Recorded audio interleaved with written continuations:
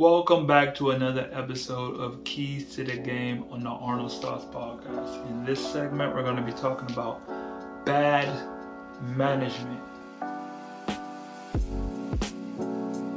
Now, before we get started, like always, make sure you guys hit the like and subscribe button because, I'm trying to keep you guys locked in. I'm trying to give you guys all the keys to the game because this is Keys to the Game.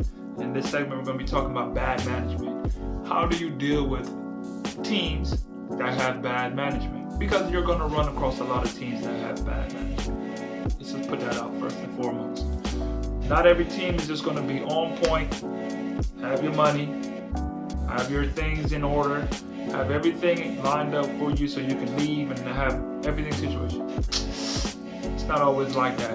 It's actually more oftentimes than not, you're not going to have all your things in order.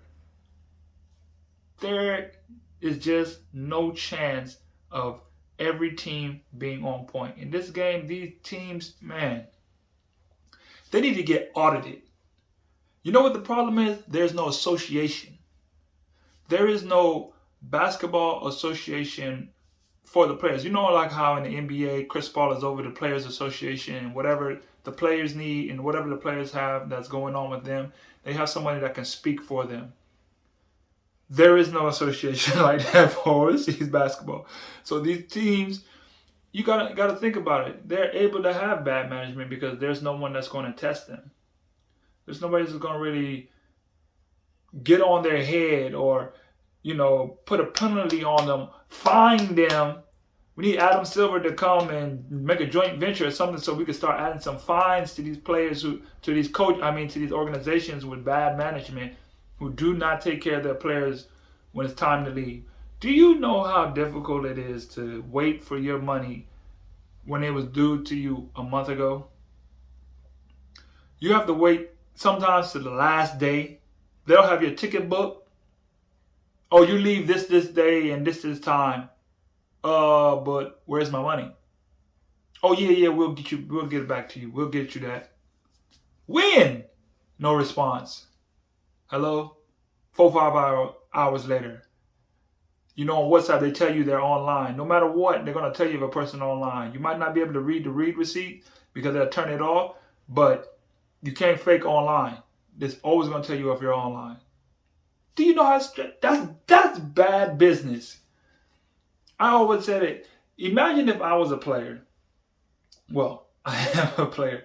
Imagine as a player, I just decide to not go to practice for a week just because I don't feel like it. They're going to be like, this guy's crazy. Or I show up before a game 10 minutes before each game. Like, what kind of business what kind of professional? This is unprofessional. We can't have this. This doesn't make any sense. Exactly. Teams have to start doing the same thing and being held accountable for in the same aspect, but they're not. There is no players association. There is nobody that can keep them in check. That's what needs to be done. That's the new system that needs to be created, because now with the world evolving, a lot of NBA is putting a lot of money. Like they have the BAL league is in Africa. Like NBA and other leagues are joining and having joint ventures, so they're making other leagues a lot more excessive and bigger. And with that comes better management. I'll give you a quick story of just horrible management. For example, when I say it starts from the top up, I was playing in Colombia maybe in 2014 and 2015. Their seasons are shorter, like 3 months, 3.5 months. So I was able to play 3 seasons within that year and a half time. The league was popping. Now I heard the league's kind of getting up there now, back to what it was, which is now almost 8-9 years later. But they're starting to pay guys again. They're starting to have a little bit more money. The league is starting to go up. You can go over there and get you like 7 or 8, something like that. 4 to 5 for regular players, 3 to 5 maybe. But really, really good players, you might catch you a 7 to 8 ball over there. So I got wind from one of the managers on the team of why, because DirecTV used to sponsor the league. When DirecTV sponsored the league, they gave the entire league like $1 million to split up between the 12 teams. That way the teams have money, they can pay players, they can get equipment and things like that to make the club better. You pay for, teams have money, better players, the level of play go up, the better the players, the better the league, the more money. Correct? But what happens is one of the management for the team over the whole league, the owner of the whole league took the $1 million, cut it in half, pocketed 500, took the other 500K and gave it to the rest of the 12 teams to split up. Now this is for 6, 7, 8 months or this is for the whole, they give it to you for the whole year. So this is for between 2 seasons, 500 between 12 teams for, you got to pay flights and food and hotels and all that. That ain't cutting it. And pay for good players, bonuses. Oh, there's so many things that goes into it. In the budget. And you're telling me you're getting 500K for the entire league? That's bad management. Bad management. That's how it be sometimes. Got to do your due diligence. You have to do your studying. You have to do your research. You have to talk to people. How is the league? Do they get paid? How is the team? Do the coaches? Do they have a lot of practices? Do the owners pay on time?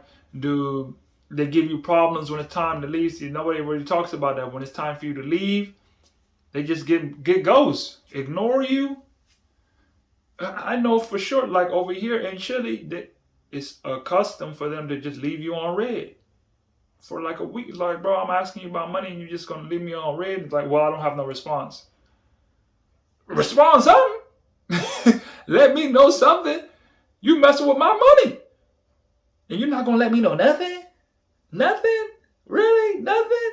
I never heard of that before. I'm just not going to tell you nothing. I have your money, but I'm not going to tell you nothing about it. I'm late. You got a family. You got kids. You're going to have to wait for me, my boy. And this is like, that's just bad management, but you got to be prepared for that sometimes. You got to know what you're getting into before you actually get into it, because if you're already going into the mindset of knowing, okay, how is this club? Do they pay on time? And I know some guys, because some guys be like, well, I'm not going to go to a club that don't pay on time and they have bad management. Yes, you are. You're going to take whatever you can get. You could have just heard from the last 3 players that left that, hey, they don't pay well, the management is bad. And guess what? Most guys will take the next job smoking. That's just the game. That's why there is such bad management, because there is not enough players speaking out on all the nonsense that goes on. They just do whatever they want to do. And they're going to take the bad jobs and they're going to take the bad deals and they're going to go to the clubs that do whatever to them. And they're going to act like, I just need a chance to get on and it ain't going to happen to me. But until we get together, until we start speaking out together and really trying to change something, it ain't going to change nothing. And it really starts, if you take the players away, you have no league. We just can't be so afraid to stand up for ourselves and believe in ourselves and our talents and our gifts and be treated right for that. Most of these teams, they know they can mistreat all the players that they want, and ain't nothing they're going to do about it because they want that job. They want that job. They're going to take whatever. They're going to put up with whatever. It ain't right. And until we get together, until we decide that, you know what, we're going to change things and start working together for a better league, not even league, just a better association with, it's just so many leagues that they know they can just get over with. And there's no association. Like I said, there's no players associations to deal with it. So these teams, until like this message, hopefully this message gets out, somebody hears it, and we collab. I'm here and I'm open, because I remember I had an OG from when my time in Colombia, my last year in Colombia, which is like 2015. He was talking about a players association. He was much older. He was around my age now. He was like 7 years older than me. So he'd been through the game. And he was talking about that then. And now I understand it, because I've reached to this same age as him. Now I get it. This is me, the start of the Players Association right here to protect the players. Trust me, I'm fighting. This is my way of letting the message be known and trying to bring us players together. Because most players all over the world go through the same thing. We all deal with the same thing, and we're just trying to, take care of our families, enjoy our careers, enjoy our life doing what we love to do. But we have to deal with a lot of teams with bad management, a lot of clubs, a lot of leagues, and it has to change. And the first part is speaking up about it. So this is me speaking up about it and trying to initiate the spark, the idea for change for whoever hears this.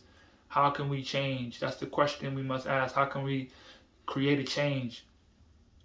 Let's unite together, bring our minds together, bring our hearts, bring our passions together for the game that we love so much together, and create and make it better for everybody that's walking into this. There ain't no gatekeeping this. There's enough for everybody. There's enough money to go around. There's enough games to go around. There's enough playing to go around for everybody. Why not we work together to make it enjoyable for all of us at the same time? That won't happen without all of us coming together. Look, that's all I got for you guys for this episode of Keys to the Game. Make sure you guys leave me a rating, 5-star on all platforms. You can find me on all platforms at the Arnoldsthoughts podcast. That's all I got for you guys. Remember, greatness is a habit, not a writing. Until next time. Hey guys, thanks for tuning into the show. Please subscribe on our YouTube, Spotify, Apple, and wherever you listen to your podcast. I greatly appreciate it.